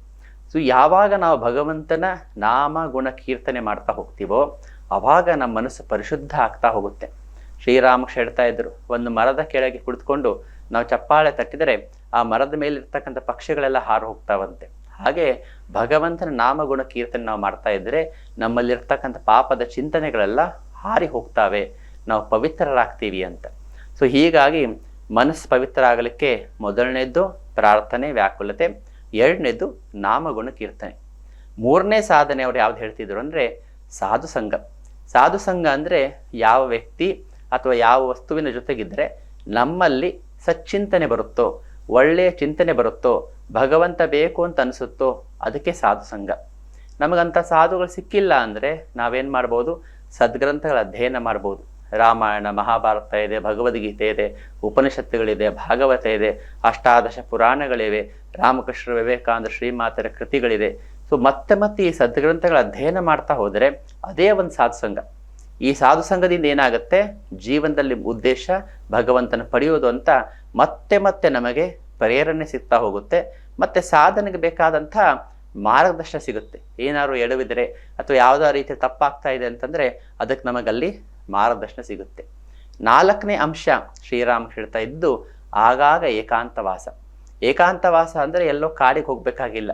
ಉದಾಹರಣೆಗೆ ಮನೆಯಲ್ಲಿದ್ದಾಗ ಮನೆಯಲ್ಲಿದ್ದವರೆಲ್ಲರೂ ಕೂಡ ಕೆಲಸಕ್ಕೆ ಹೋಗಿದ್ರೆ ಅವ್ರ ಮನೆಯಲ್ಲಿ ಒಬ್ಬರಾಗಿದ್ದರೆ ಅದೇ ಏಕಾಂತವಾಸ. ಏಕಾಂತವಾಸ ಅಂದರೆ ಬೆಳಿಗ್ಗೆ ಸಂಜೆ ಒಂದು ಅರ್ಧ ಗಂಟೆ ಆದರೂ ನಮ್ಮ ಪಾಡಿಗೆ ನಾವು ಏಕಾಂತಲ್ಲಿ ಒಂದು ಕಡೆ ಕಣ್ಣು ಮುಚ್ಚಿ ನಮ್ಮ ಮನಸ್ಸಲ್ಲಿ ಏನು ಭಾವನೆ ಬರ್ತಾ ಇದೆ, ನಮ್ಮ ಮನಸ್ಸು ಯಾವ ಕಡೆ ಹೋಗ್ತಾ ಇದೆ ಅಂತ ಆಲೋಚನೆ ಮಾಡ್ತಕ್ಕಂಥದ್ದು. ಶ್ರೀಮಾತವರು ಯಾವಾಗಲೂ ಹೇಳ್ತಾ ಇದ್ರು, ಬೆಳಿಗ್ಗೆ ಸಂಜೆ ನೀನು ಕಣ್ಣು ಮುಚ್ಚಿ ಧ್ಯಾನ ಮಾಡದೆ ಹೋದರೆ ನಿನ್ನ ಜೀವನದಲ್ಲಿ ಏನಾಗ್ತಾ ಇದೆ ಅಂತ ಹೇಗೆ ಗೊತ್ತಾಗುತ್ತೆ ಅಂತ. ಅದಕ್ಕೋಸ್ಕರ ಶ್ರೀರಾಮ್ ಹೇಳ್ತಾ ಇದ್ರು ಆಗಾಗ ಏಕಾಂತವಾಸ. ಪ್ರತಿದಿನ ಬೆಳಗ್ಗೆ ಸಂಜೆ ಒಂದು ಅರ್ಧ ಗಂಟೆ ಆದರೂ ಕಣ್ಣು ಮುಚ್ಚಿ ನಮ್ಮ ಮನಸ್ಸಲ್ಲಿ ಏನು ನಡೀತಾ ಇದೆ, ಇವತ್ತಿನ ದಿವಸ ನಾನು ಎಷ್ಟು ಸಾರ್ಥಕವಾಗಿ ಬಳಸ್ತೆ ಅಂತ ಹೇಳ್ತಾ ಮನಸ್ಸಲ್ಲಿ ಏನಾಗ್ತಾ ಇದೆ ಅದ್ರ ಬಗ್ಗೆ ಆಲೋಚನೆ ಮಾಡ್ತಕ್ಕಂಥದ್ದು. ಸಾಧ್ಯ ಆದರೆ ವಾರಕ್ಕೊಮ್ಮೆ, ತಿಂಗಳಿಗೊಮ್ಮೆ, ಎಲ್ಲಿ ಯಾವುದೇ ಒಂದು ಜನರಿಂದ ನಮಗೆ ತೊಂದರೆ ಆಗಲ್ವೋ ಅಂಥ ಒಂದು ಪ್ರದೇಶಕ್ಕೆ ಹೋಗಿ ಅಲ್ಲಿ ಸ್ವಲ್ಪ ಹೊತ್ತಿದ್ದು ಭಗವಂತನ ಬಗ್ಗೆ ಯೋಚನೆ ಮಾಡುವಂಥ ಪ್ರಯತ್ನ ಮಾಡುವುದು. ಸೊ ಇದು ಏಕಾಂತವಾಸ ಅನ್ನುವಂಥದ್ದು ಈ ಭಗವದ್ಭಾವ ನಮ್ಮಲ್ಲಿ ಆಳವಾಗಿ ಬೇರೂರಲಿಕ್ಕೆ ಸಹಾಯ ಆಗುತ್ತೆ. 5ನೇ ಅಂಶ ನಿತ್ಯಾನಿತ್ಯ ವಸ್ತು ವಿವೇಕ. ಇದನ್ನು ಶ್ರೀರಾಮಕೃಷ್ಣ ಮತ್ತೆ ಹೇಳ್ತಾ ಇದ್ರು. ಮನಸ್ಸಿಗೆ ಮತ್ತೆ ಹೇಳ್ತಾ ಇರಬೇಕು, ಇದು ಯಾವುದೂ ಕೂಡ ನಿತ್ಯ ಅಲ್ಲ, ಭಗವಂತ ಮಾತ್ರ ನಿತ್ಯ, ಇದೆಲ್ಲವೂ ಕೂಡ 7 ದಿನದ್ದು. ಹೀಗೆ ಮತ್ತೆ ಹೇಳ್ತಾ ಮನಸ್ಸಿಗೆ ಇವುಗಳ ಮೇಲೆ ವೈರಾಗ್ಯ ಬರೋ ಥರ ಮಾಡಬೇಕು. ಈ ವೈರಾಗ್ಯ ಬಹಳ ಮುಖ್ಯ. ಇಲ್ಲ ಅಂದರೆ ಮನಸ್ಸಲ್ಲಿ ಅಂಟ್ಕೊಂಡ್ಬಿಡುತ್ತೆ. ಅಲ್ಲಿ ಅಂಟ್ಕೊಂಡ್ಬಿಡ್ತು ಅಂದರೆ ನಾವು ಎಷ್ಟು ಸಾಧನೆ ಮಾಡಿದರೂ ಕೂಡ ಅದು ನಾವು ಮೇಲೆ ಹೇಳಲಿಕ್ಕೆ ಬಿಡಲ್ಲ. ಆ ಅಂಟು ಅನ್ನೋದು ಹೋಗ್ಬೇಕು. ಅದಕ್ಕೆ ಏನು ಮಾಡಬೇಕು, ಮತ್ತೆ ಮನಸ್ಸಿಗೆ ತಿಳಿಸ್ಕೊಡ್ತಾ ಇರಬೇಕು, ಇದೆಲ್ಲವೂ ಕೂಡ ನಿತ್ಯ, ಭಗವಂತ ಮಾತ್ರ ಸತ್ಯ. ಹೀಗೆ ಮತ್ತೆ ಮನಸ್ಸಿಗೆ ವಿಚಾರ ತುಂಬ್ತಾ ಇರಬೇಕು. ಆವಾಗ ನಮಗೆ ಸಾಧನೆಗೆ ಸಹಾಯ ಆಗುತ್ತೆ. ಸೊ ಹೀಗೆ ನಾನು ಹೇಳಿದಂತೆ ಮೊದಲನೇ ಆದರ್ಶ ಭಗವಂತನ ಸಾಕ್ಷಾತ್ಕಾರ ಉದ್ದೇಶ ಅಂತ. ಸಾಕ್ಷಾತ್ಕಾರ ಅಂದರೆ ನನ್ನದು ಅನ್ನೋ ಪರಿಕಲ್ಪನೆ ಚೇಂಜ್ ಆಗಬೇಕು. ಅದಾಗಬೇಕಂದ್ರೆ ಮನಸ್ಸು ಪವಿತ್ರ ಆಗಬೇಕು. ಆ ಮನಸ್ಸು ಪವಿತ್ರ ಆಗಲಿಕ್ಕೆ ಶ್ರೀರಾಮ ಕೊಟ್ಟಂಥ ಈ 5 ಸಾಧನೆಗಳು. ಮೊದಲನೇದು ಪ್ರಾರ್ಥನೆ ಮತ್ತು ವ್ಯಾಕುಲತೆ, 2ನೇದು ನಾಮಗುಣ ಕೀರ್ತನೆ, 3ನೇದು ಸಾಧು ಸಂಘ ಅಥವಾ ಸದ್ಗ್ರಂಥಗಳ ಅಧ್ಯಯನ, 4ನೇದು ಆಗಾಗ ಏಕಾಂತವಾಸ, 5ನೇದು ನಿತ್ಯಾನಿತ್ಯ ವಸ್ತು ವಿವೇಕ. ಈ ಅಂಶಗಳನ್ನು ತಗೊಂಡಾಗ ನಮ್ಮ ಜೀವನ ಸಾಕ್ಷಾತ್ಕಾರದ ಕಡೆಗೆ ಹೋಗಲಿಕ್ಕೆ ಪ್ರಾರಂಭ ಆಗುತ್ತೆ. ಇನ್ನೊಂದು ಆದರ್ಶ ಕೂಡ ಶ್ರೀರಾಮ ನಮಗೆ ಕೊಟ್ಟಿದ್ದಾರೆ. ಅದು ಯಾವುದಂದ್ರೆ, ಅವ್ರು ಹೇಳ್ತಾರೆ ಕಾಶಿಪುರದಲ್ಲಿದ್ದಾಗ, ನಿಮಗೆಲ್ಲ ಆಧ್ಯಾತ್ಮಿಕ ಜಾಗೃತಿ ಉಂಟಾಗಲಿ. ಏನು ಈ ಮಾತಿನ ಅರ್ಥ? ಇದನ್ನು ನಾವು ಹೇಗೆ ಆದರ್ಶವಾಗಿ ತಗೋಬಹುದು ಅಂದರೆ, ಶ್ರೀರಾಮಕೃಷ್ಣ ಪರಮಹಂಸರದೊಂದು ಪ್ರಸಿದ್ಧವಾದ ಮಾತೆ ಇದೆ, ಶಿವಜ್ಞಾನೇ ಜೀವಸೇವಾ. ಶಿವ ಇದ್ದಾನೆ ಅನ್ನೋ ಭಾವದಲ್ಲಿ ಜೀವರ ಸೇವೆ ಮಾಡ್ಬೇಕು ನಾವು ಅಂತ. ಸ್ವಾಮಿ ವಿವೇಕಾನಂದ ಇದನ್ನ ಒಂದು ಪ್ರಧಾನವಾಗಿ ಆದರ್ಶವಾಗಿ ತಗೊಂಡು ರಾಮಕೃಷ್ಣ ಮಹಾಸಂಘಕ್ಕೆ ಇದನ್ನು ಕೊಟ್ಟಿದ್ದಾರೆ. ನಿಮಗೆಲ್ಲ ಆಧ್ಯಾತ್ಮಿಕ ಜಾಗೃತಿ ಉಂಟಾಗಲಿ ಅಂದರೆ, ಶ್ರೀರಾಮಕೃಷ್ಣ ಯಾವ ವ್ಯಕ್ತಿಯನ್ನು ಕೂಡ ಆ ವ್ಯಕ್ತಿ ಮನುಷ್ಯ ಅಂತ ನೋಡ್ತಾ ಇರಲಿಲ್ಲ, ಬದಲಾಗಿ ಚೈತನ್ಯವೇ ಅಲ್ಲಿದೆ ಅಂತ ಭಾವಿಸ್ತಾ ಇದ್ರು. ಆ ವ್ಯಕ್ತಿ ಅಂದರೆ ವ್ಯಕ್ತಿ ಅಲ್ಲ, ಅಲ್ಲಿ ಚೈತನ್ಯ ಇದೆ. ಆ ಚೈತನ್ಯ ಜಾಗೃತ ಆಗೋದು ಹೇಗೆ, ಇದ್ರ ಬಗ್ಗೆನೇ ಶ್ರೀರಾಮಕೃಷ್ಣ ಕಾಳಜಿ. ಶ್ರೀರಾಮಕೃಷ್ಣ ಯಾವತ್ತೂ ಕೂಡ ಯಾವುದೇ ವ್ಯಕ್ತಿಯನ್ನ ಅವನ ಹಿತ ಅಂತಂದ್ರೆ ಅವನ ಆಧ್ಯಾತ್ಮಿಕ ಹಿತ ಅಂತಾನೆ. ಅವನಲ್ಲಿ ಆ ಚೈತನ್ಯ ಇದೆ, ಪವಿತ್ರತೆ ಇದೆ, ಪರಿಪೂರ್ಣತೆ ಇದೆ, ದಿವ್ಯತೆ ಇದೆ. ಅದು ವ್ಯಕ್ತ ಮಾಡೋದು ಹೇಗೆ, ಇದ್ರ ಬಗ್ಗೆನೇ ಶ್ರೀರಾಮಕೃಷ್ಣರು ಯಾವತ್ತೂ ಯೋಚನೆ ಮಾಡ್ತಾ ಇದ್ರು. ಅದಕ್ಕೋಸ್ಕರ ಶ್ರೀರಾಮಕೃಷ್ಣ ಪರಮಹಂಸರು ಅವ್ರ ಶಿಷ್ಯನೆಲ್ಲ ತುಂಬ ಪ್ರೀತಿಸಿದಾಗ ಒಮ್ಮೆ ನರೇಂದ್ರ ಪ್ರಶ್ನೆ ಕೇಳ್ತಾನೆ, ನೀವು ಹೀಗೆ ನಮ್ಮನ್ನು ಇಷ್ಟಪಡ್ತಾ ಇದ್ದರೆ ಜಡ ಬರಸಂತರ ನೀವು ಕೂಡ ಆಗ್ತೀರಿ ಅಂತ. ಅವಾಗ ಶ್ರೀರಾಮಕೃಷ್ಣ ಹೋಗಿ ಕಾಳಿ ಮಾತೆಗೆ ಕೇಳಿದಾಗ ಕಾಳಿ ಮಾತೆ ಹೇಳ್ತಾಳೆ, ನೀನು ಅವರೆಲ್ಲರಲ್ಲೂ ನಾರಾಯಣ ನೋಡ್ತಾ ಇದೀಯಾ, ಅದಕ್ಕೋಸ್ಕರ ನೀನು ಪ್ರೀತಿಸ್ತಾ ಇದೀಯಾ ಅಂತ. ಅಂದ್ರೆ ಶ್ರೀರಾಮಕೃಷ್ಣರು ವ್ಯಕ್ತಿಯನ್ನು ವ್ಯಕ್ತಿಯಾಗಿ ಪ್ರೀತಿಸಿರಲಿಲ್ಲ, ಸಾಕ್ಷಾತ್ ಭಗವಂತನೇ ಇದ್ದಾನೆ ಅಂತ ಭಾವಿಸಿ ಪ್ರೀತಿಸ್ತಾ ಇದ್ರು. ಈಗ ಇದು ನಮಗೊಂದು ದೊಡ್ಡ ಆದರ್ಶ.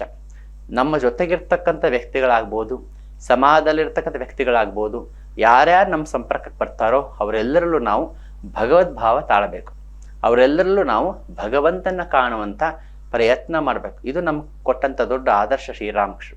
ಯಾಕೆ ಈ ಆದರ್ಶ ಮುಖ್ಯ ಅಂದರೆ, ನಾವು ಎಷ್ಟೇ ಸಾಧನೆ ಮಾಡಿದರೂ ಕೂಡ ಹೆಚ್ಚಂದರೆ 1 ತಾಸು 2 ತಾಸು ಮಾಡ್ಬೋದು.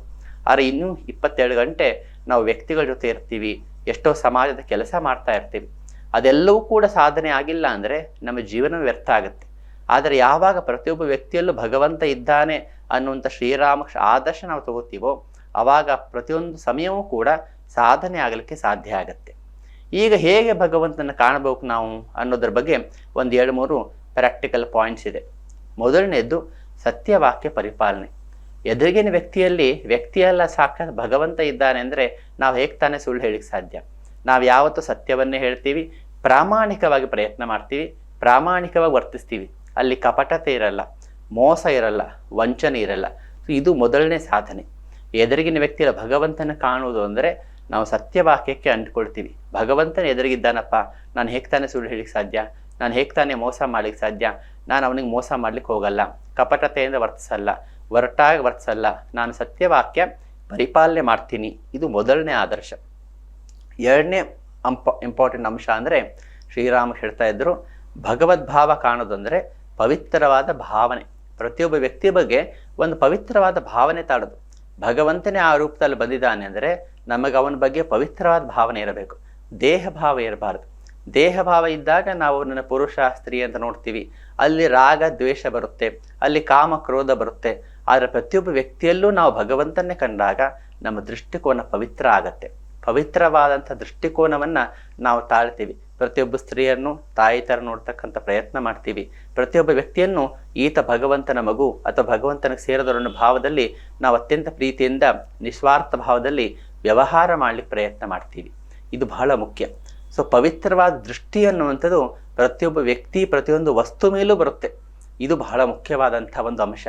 ಸೊ ಪ್ರತಿಯೊಬ್ಬರಲ್ಲೂ ಭಗವಂತ ನೋಡೋದು ಅಂದರೆ ಮೊದಲನೇದ್ದು ಸತ್ಯವಾಕ್ಯ ಪರಿಪಾಲನೆ, ಎರಡನೇದು ಪವಿತ್ರವಾದ ಭಾವನೆ. ಅಲ್ಲಿ ದೇಹ ಭಾವ ಅನ್ನುವಂಥದ್ದು ಕಡಿಮೆ ಆಗ್ತಾ ಬರುತ್ತೆ.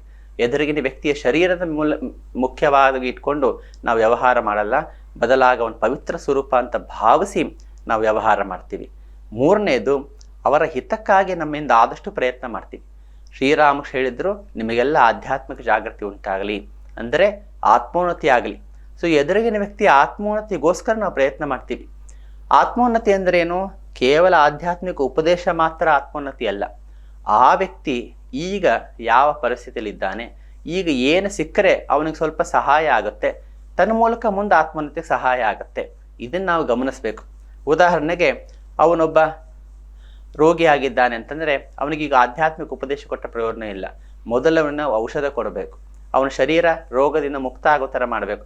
ಅದಾದಮೇಲೆ ಅವನು ನಿಧಾನವಾಗಿ ಸಾಧನೆ ಕಡೆ ಗಮನ ಕೊಡಬಹುದು. ಹಾಗೇನೆ ಒಬ್ಬ ವ್ಯಕ್ತಿ ವಿದ್ಯಾರ್ಥಿ ಆಗಿದ್ದರೆ ಅವನಿಗೆ ಬೇಕಾಗಿದ್ದ ಜ್ಞಾನ, ತನ್ನ ಮೂಲಕ ತನ್ನ ಜೀವನವನ್ನು ನಿರ್ಮಾಣ ಮಾಡ್ಕೊಳ್ತಾಗಬೇಕು, ತನ್ನ ಕೆಲವಾರು ಆಸೆಗಳನ್ನು ತೀರಿಸ್ಕೊಳ್ಳುವಂತಾಗಬೇಕು. ಆಮೇಲೆ ನಿಧಾನವಾಗಿ ಅವನು ಸಾಧನೆ ಕಡೆ ಮುಂದುವರಿತಾನೆ. ಸೊ ವಿದ್ಯಾರ್ಥಿಗಾಗಿ ನಾವು ಕೊಡಬೇಕಾಗಿದ್ದೇನು? ಅವನಿಗೆ ಜ್ಞಾನ ಕೊಡಬೇಕು. ಒಬ್ಬ ಭಿಕ್ಷುಕ ಬಂದರೆ ಅವನಿಗೆ ಬೇಕಾಗಿದ್ದ ಒಂದಿಷ್ಟು ಹಣ, ಹಾಗೆ ಹಸಿದಂಥ ವ್ಯಕ್ತಿ ಬಂದರೆ ಅವನಿಗೆ ಬೇಕಾಗಿದ್ದು ಊಟ, ಯಾರು ಅಶಾಂತಿಯಿಂದ ಬಂದರೆ ಅವನಿಗೆ ಬೇಕಾಗಿದ್ದು ಶಾಂತಿ ಸಮಾಧಾನ. ಸೊ ಪ್ರತಿಯೊಬ್ಬ ವ್ಯಕ್ತಿಗೂ ಕೂಡ ಆತ್ಮೋನ್ನತಿ ಅಂದರೆ ಕೇವಲ ಆಧ್ಯಾತ್ಮಿಕ ಉಪದೇಶ ಮಾತ್ರ ಅಲ್ಲ. ಈಗ ಆತ ಯಾವ ಪರಿಸ್ಥಿತಿಯಲ್ಲಿದ್ದಾನೆ, ಅಲ್ಲಿ ಏನು ಕೊಟ್ಟರೆ ಅವನಿಗೆ ಸಹಾಯ ಆಗತ್ತೆ ಅಂತ ನೋಡ್ತಾ ಅದನ್ನು ಕೊಡುವಂಥದ್ದು ಮಾಡುವಂಥದ್ದು, ಆ ಕೊಡುವಂಥ ಪ್ರಯತ್ನ ಮಾಡುವಂಥದ್ದು, ಅದನ್ನು ಪಡ್ಕೊಂಡು ನಿಧಾನವಾಗಿ ಆ ವ್ಯಕ್ತಿ ಆಧ್ಯಾತ್ಮಿಕತೆ ಕಡೆಗೆ ವಾಲಿಕ್ಕೆ ಪ್ರಾರಂಭ ಮಾಡ್ತಾನೆ. ಸೊ ಹೀಗೆ ಯಾವುದೇ ವ್ಯಕ್ತಿ ಬಂದರೂ ಅವನ ಹಿತವನ್ನು, ಅವನ ಸುಖವನ್ನು, ಅವನಿಗೇನು ಮಾಡಿದರೆ ಸಂತೋಷ ಆಗತ್ತೆ, ಅವನೇನು ಮಾಡಿದರೆ ಹಿತ ಉಂಟಾಗತ್ತೆ ಅಂತ ಭಾವಿಸಿ ಅದನ್ನು ಮಾಡ್ತಕ್ಕಂಥದ್ದು. ಜೊತೆಗೆ ಏನು ನಾವು ಮಾಡ್ತಾ ಇದ್ದೀವೋ ಅದು ಭಗವಂತನ ಸೇವೆ ಅಂತ ಭಾವಿಸ್ತಕ್ಕಂಥದ್ದು. ಇದು ಎದುರಿಗಿನ ವ್ಯಕ್ತಿಯ ಭಗವಂತನ ಕಾಣ್ತಕ್ಕಂಥದ್ದಕ್ಕೆ ಮಾಡ್ತಕ್ಕಂಥ ಸಾಧನೆ. ಮೊದಲನೇದು ಸತ್ಯವಾಕ್ಯ ಪರಿಪಾಲನೆ, ಎರಡನೇದು ಪವಿತ್ರವಾದ ಭಾವನೆ, ಮೂರನೇದು ಆ ವ್ಯಕ್ತಿಯ ಹಿತಕ್ಕಾಗಿ ಯಾವುದರಿಂದ ಅವನಿಗೆ ಸಹಾಯ ಆಗುತ್ತೋ ಅದನ್ನು ಮಾಡ್ತಕ್ಕಂಥದ್ದು. ತನ್ಮೂಲಕ ಇದೇ ಭಗವಂತನ ಸೇವೆ. ಭಗವಂತ ಈ ರೂಪದಲ್ಲಿ ಬಂದು ನನಗೆ ಈ ರೀತಿ ಸೇವೆ ಮಾಡಲಿಕ್ಕೆ ಅವಕಾಶ ಮಾಡಿಕೊಟ್ಟ ಅಂತ ಭಗವಂತನಿಗೆ ನಾವು ಪ್ರಾರ್ಥನೆ ಮಾಡ್ತಕ್ಕಂಥದ್ದು, ಕೃತಜ್ಞತೆ ಸಲ್ಲಿಸ್ತಕ್ಕಂಥದ್ದು. ವಿದ್ಯಾರ್ಥಿ ರೂಪದಲ್ಲಿ ಬಂದರೆ ಆ ಭಗವಂತನಿಗೆ ನಾವು ದಾನವನ್ನು ಕೊಡ್ತೀವಿ. ರೋಗಿ ರೂಪದಲ್ಲಿ ಬಂದರೆ ಆ ಭಗವಂತನಿಗೆ ಔಷಧ ಕೊಡ್ತೀವಿ. ಭಿಕ್ಷುಕನ ರೂಪದಲ್ಲಿ ಬಂದರೆ ಆ ಭಗವಂತನಿಗೆ ಹಣ ಕೊಡ್ತೀವಿ. ಹಾಗೆಯೇ ಆ ಭಗವಂತ ಯಾವ ಯಾವ ರೂಪದಲ್ಲಿ ಬರ್ತಾನೋ ಆಯಾ ರೂಪದಲ್ಲಿ ಬಂದಂಥ ಭಗವಂತನಿಗೆ ಆ ಸ್ಥಾನಕ್ಕೆ ತಕ್ಕಂತೆ ಅವನಿಗೆ ಬೇಕಾದಂಥ ಹಿತವನ್ನು ಉಂಟು ಮಾಡ್ತಕ್ಕಂಥದ್ದು. ಅದೇ ಒಬ್ಬ ದುಷ್ಟನ ರೂಪದಲ್ಲಿ ಬಂದರೆ ಶಿಕ್ಷೆ ಕೊಡೋ ಮೂಲಕ, ಅದು ಕೂಡ ಪೂಜನೆ. ಯಾಕಂದ್ರೆ ಶಿಕ್ಷೆ ಕೊಡೋ ಮೂಲಕ ನಾವು ಅವನ ವ್ಯಕ್ತಿತ್ವದಲ್ಲಿ ಪರಿವರ್ತನೆ ಮಾಡಲಿಕ್ಕೆ ಪ್ರಯತ್ನ ಮಾಡ್ತಾ ಇದ್ದೇವೆ, ಅವನ ಆತ್ಮೋನ್ನತಿಗೆ ಸಹಾಯ ಮಾಡ್ತಾ ಇದ್ದೇವೆ. ಈಗ ಶಿಕ್ಷೆ ಕೊಡೋದು ಕೂಡ ಅದು ಕೂಡ ಪೂಜನೆ. ಭಗವಂತ ಆ ರೂಪದಲ್ಲಿ ಬಂದಾಗ ಅದೇ ಒಂದು ಪೂಜೆ. ಸೊ ಹೀಗೆ ಪ್ರತಿಯೊಬ್ಬ ವ್ಯಕ್ತಿಯಲ್ಲೂ ಭಗವಂತನ ಕಾಣುವುದು ಅಂತಂದರೆ ಅವನ ಹಿತಕ್ಕಾಗಿ ನಮ್ಮಿಂದ ಆದಷ್ಟು ಪ್ರಯತ್ನ ಪಡೋದು, ಅದನ್ನು ಭಗವಂತನ ಪೂಜೆ ಅಥವಾ ಸೇವೆ ಅಂತ ಭಾವಿಸೋದು. ಸೊ 2 ಆದರ್ಶ. ಮೊದಲನೇದು ಭಗವತ್ ಸಾಕ್ಷಾತ್ಕಾರವೇ ಜೀವನದ ಉದ್ದೇಶ, ಎರಡನೇದು ನಿಮಗೆಲ್ಲ ಆಧ್ಯಾತ್ಮಿಕ ಜಾಗೃತಿ ಉಂಟಾಗಲಿ. ಈ 2 ಆದರ್ಶವೇ ಎಲ್ಲ ಕಡೆಗೂ ಕೂಡ ರಾಮಕೃಷ್ಣ ಮಹಾಸಂಘದಲ್ಲಿ ಹರಿದು ಬಂದಿದೆ. ಉದಾಹರಣೆಗೆ ನಮ್ಮಲ್ಲಿ ಆತ್ಮನೋ ಮೋಕ್ಷಾರ್ಥಂ ಜಗದ್ಹಿತಾಯಚ ಅಂತ ಇದೆ. ಅದು 2 ಆದರ್ಶಗಳದ್ದು ಮತ್ತೊಂದು ರೂಪ ಅಷ್ಟೇ. ಭಗವಂತನ ಸಾಕ್ಷಾತ್ಕಾರಕ್ಕಾಗಿ ಪ್ರಯತ್ನ ಪಡುವಂದರೆ ಆತ್ಮನೋ ಮೋಕ್ಷಾರ್ಥಂ, ನಿಮಗೆಲ್ಲ ಆಧ್ಯಾತ್ಮಿಕ ಜಾಗೃತಿ ಉಂಟಾಗಲೆಂದರೆ ಜಗದ್ಹಿತಾಯಚ. ಹಾಗೇನೆ ನಾವು ರಾಮಕೃಷ್ಣ ಪೂಜಾ ಪದ್ಧತಿಯನ್ನು ತಗೊಂಡ್ರೆ ಅಲ್ಲೂ ಕೂಡ ಹಾಗೆ ಬರುತ್ತೆ. ರಾಮಕೃಷ್ಣ ಪೂಜಾ ಪದ್ಧತಿ ನಾವು ತಗೊಂಡ್ರೆ ಮೊದಲು ಶ್ರೀರಾಮಕೃಷ್ಣ ನಾವು ಹೃದಯ ಮಂದಿರದಲ್ಲಿ ಭಾವಿಸಿ ಅಲ್ಲವರಿಗೆ ಪೂಜೆ ಮಾಡ್ತೀವಿ. ಅದಾದ್ಮೇಲೆ ಅದೇ ಶ್ರೀರಾಮಕೃಷ್ಣ ಎದುರುಗಡೆ ಇರತಕ್ಕಂಥ ಬಾನೇಶ್ವರ ಲಿಂಗದಲ್ಲಿ ಆವಾಹನೆ ಮಾಡಿ ಅಲ್ಲಿ ನಾವು ಹೊರಗಿರ್ತಕ್ಕಂಥ ವಸ್ತುಗಳ ಮೂಲಕ ಉಪಚಾರ ಸಲ್ಲಿಸ್ತೀವಿ. ಸೊ ಶ್ರೀರಾಮಕೃಷ್ಣ ಹೃದಯದಲ್ಲಿ ಭಾವಿಸಿ ಪೂಜೆ ಮಾಡ್ತೀವಿ. ಅದೇ ಶ್ರೀರಾಮಕೃಷ್ಣ ಎದುರುಗಡೆ ಬಾಣೇಶ್ವರ ಲಿಂಗಕ್ಕೆ ಆವಾಹನೆ ಮಾಡಿ ಅಲ್ಲಿ ಉಪಚಾರ ಮಾಡ್ತೀವಿ. ಇದು ಇದೇ ಉದ್ದೇಶ. ಒಳಗಡೆ ಭಗವಂತನ ಸಾಕ್ಷಾತ್ಕಾರಕ್ಕಾಗಿ ಪ್ರಯತ್ನ, ಹೊರಗಡೆ ಕಣ್ಣು ತೆಗೆದಾಗ ಅದೇ ಭಗವಂತ ಇದ್ದಾನೆ ಅನ್ನೋ ಭಾವದಲ್ಲಿ ನಮ್ಮ ವ್ಯವಹಾರ. ಇದಕ್ಕೋಸ್ಕರನೇ ಸ್ವಾಮಿ ರಂಗನಾಥಾಂಜಿ ಮಹಾರಾಜ್ ಅವರು ಒಂದು ಮಾತನ್ನು ಹೇಳ್ತಾ ಇದ್ರು. Do you have peace within yourself and are you able to create it around you? ನಿನ್ನಲ್ಲಿ ಶಾಂತಿ ಸಮಾಧಾನ ಇದೆಯಾ? ಮತ್ತು ಶಾಂತಿ ಸಮಾಧಾನವನ್ನು ನೀವು ಹೊರಗಡೆ ಅಭಿವ್ಯಕ್ತ ಮಾಡೋಕ್ಕಾಗ್ತಾ ಇದೆಯಾ? ಇದು ಯಾವಾಗ ಬರುತ್ತೆ? ರಂಗನಾಥನ್ ಹೇಳ್ತಾ ಇದ್ರು, ಕಣ್ಣು ಮುಚ್ಚಿದರೆ ನೀನು ಧ್ಯಾನ ಮಾಡುವಂತಾಗಬೇಕು, ಕಣ್ಣು ತೆರೆದರೆ ನೀನು ಸೇವೆ ಮಾಡುವಂತಾಗಬೇಕು. ಯಾವಾಗ ಈ ದೃಷ್ಟಿ ಇರುತ್ತೋ, ಕಣ್ಣು ಮುಚ್ಚಿದರೆ ಅದೇ ಭಗವಂತನ ಹೃದಯದಲ್ಲಿ ಕಂಡು ಅವನ ಸಾಕ್ಷಾತ್ಕಾರಕ್ಕಾಗಿ ನಾವು ಪ್ರಯತ್ನ ಪಡಬೇಕು. ನಾವು ಏಕಾಂತಲಿದ್ದಾಗ, ಯಾವುದೇ ವ್ಯಕ್ತಿ ಜೊತೆ ಇದ್ದಾಗ ಅದೇ ಭಗವಂತ ಆ ರೂಪದಲ್ಲಿ ಬಂದಿದ್ದಾನೆ ಅಂತ ಭಾವಿಸ್ತಾ ನಾವು ಅವನ ಹಿತಕ್ಕಾಗಿ ನಮ್ಮಿಂದ ಆದಷ್ಟು ಪ್ರಯತ್ನ ಪಡಬೇಕು. ಅದೇನು ಮಾಡ್ತೀವೋ ಅದನ್ನು ಭಗವಂತನ ಪೂಜೆ, ಭಗವಂತನ ಸೇವೆ ಅಂತ ಹೇಳಿ ಭಗವಂತನ ಪಾದಕ್ಕೆ ಅರ್ಪಣೆ ಮಾಡಬೇಕು. ಹೀಗೆ ಮಾಡ್ತಾ ಹೋದರೆ ನಮ್ಮ ಸಂಪೂರ್ಣ ಜೀವನ ಅನ್ನುವಂಥದ್ದೇ ಪರಿವರ್ತನೆ ಆಗುತ್ತೆ. ಹೀಗಾಗಿ ಶ್ರೀರಾಮ ಕೊಟ್ಟಂತೆ ಈ ಆದರ್ಶ, ಒಂದು, ನಿಮಗೆಲ್ಲ ಭಗವಂತನ ಸಾಕ್ಷಾತ್ಕಾರವೇ ಜೀವನದ ಉದ್ದೇಶ. ಎರಡನೇದು, ನಿಮಗೆಲ್ಲ ಆಧ್ಯಾತ್ಮಿಕ ಜಾಗೃತಿ ಉಂಟಾಗಲಿ. ಈ ಎರಡು ಆದರ್ಶವನ್ನು ನಾವು ಸರಿಯಾಗಿ ಅನುಷ್ಠಾನ ಮಾಡಲಿಕ್ಕೆ ಪ್ರಯತ್ನ ಮಾಡಿದಷ್ಟು ನಮ್ಮ ಜೀವನ ಸಾರ್ಥಕ ಆಗುತ್ತೆ. ಇದಕ್ಕೆ ನಾವು ಶ್ರೀರಾಮಕೃಷ್ಣ ಧ್ರುವತಾರೆ ಅಂತ ಕರೆದಿರೋದು.